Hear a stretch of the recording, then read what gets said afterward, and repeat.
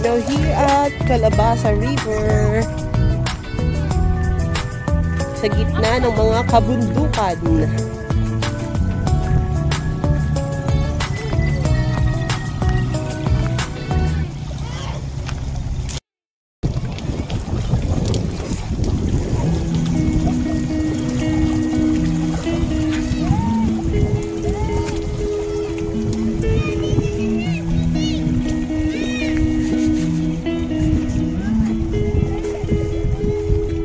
How's your first setup?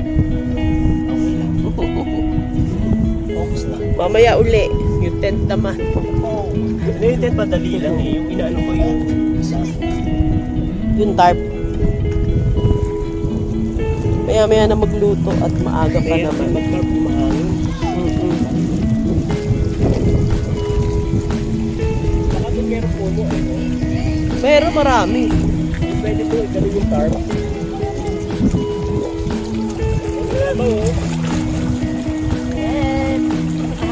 Metali yan, hindi yan naaabot sa inyo.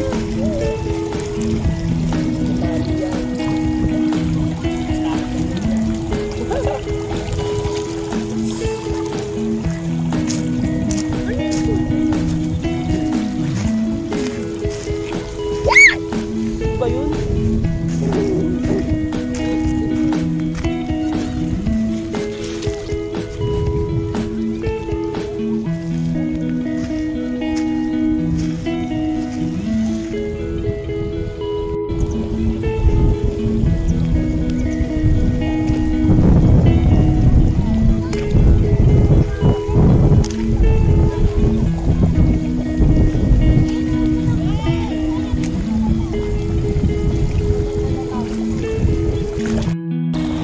Project na magninang para pa hinain ng alog.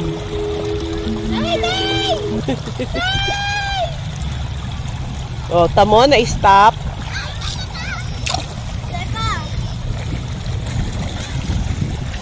Teka ha. Ay, dito sa katawan.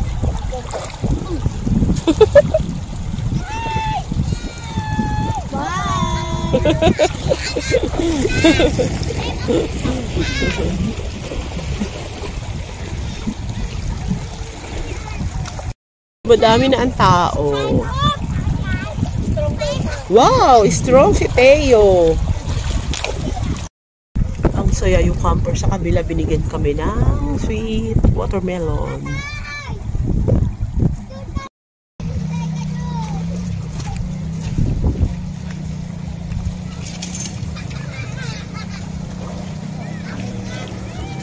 Ako magluluto.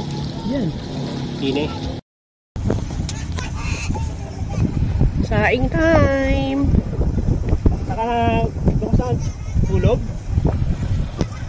Yan, mag-overnight. Pagkaling pawada. Hindi ba nakakatakot dito? Hindi laging may nag-overnight dito. 2 daan sa araw, 2 daan sa gabi. 2 daan sa araw, 2 araw sa gabi. 400. Pero kahit ilang kayo na. Next time. Anong sunod? So yun, narinig nyo. Pwede mag-overnight dito. Hindi naman nakakatakot. Pag dito talagang raw camping. Pero kami, meron kaming accommodation mamayang 3 sa pangalan nun di, Montana. Pero ngayon, stay muna kami dito. Someone's busy. Someone's too tall. Someone's moving.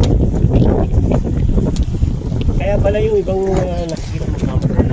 Wala din na ilutuan yung meron ka. So, alam na natin ano mga Kulang. problema at kulang next time. Pack up na. Dahil nilipad ang aming tarp.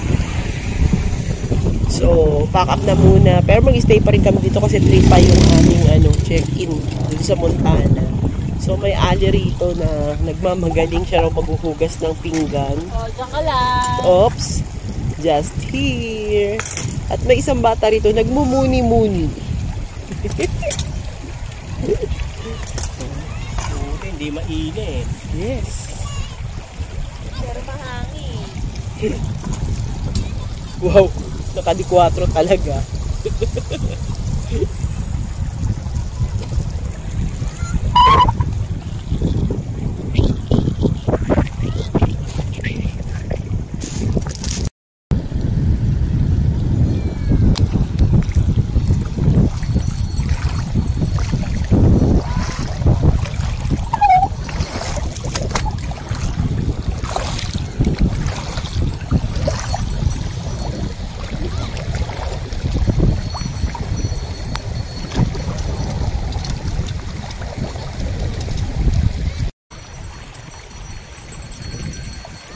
Dapat yung shorts mo kanina uli.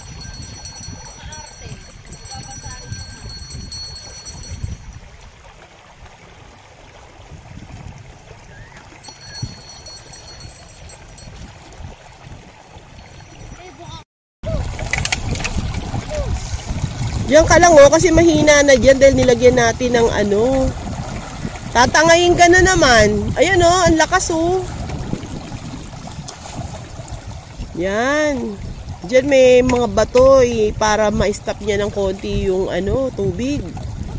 Habang humahapon, umaano yung tubig, tumataas. Ayan na, kanina hindi naman ganyang kalalim. Sakto pa kaya yung tubig ako ito. Pamela, kala ko suswimming ka. Mag-swimming ka.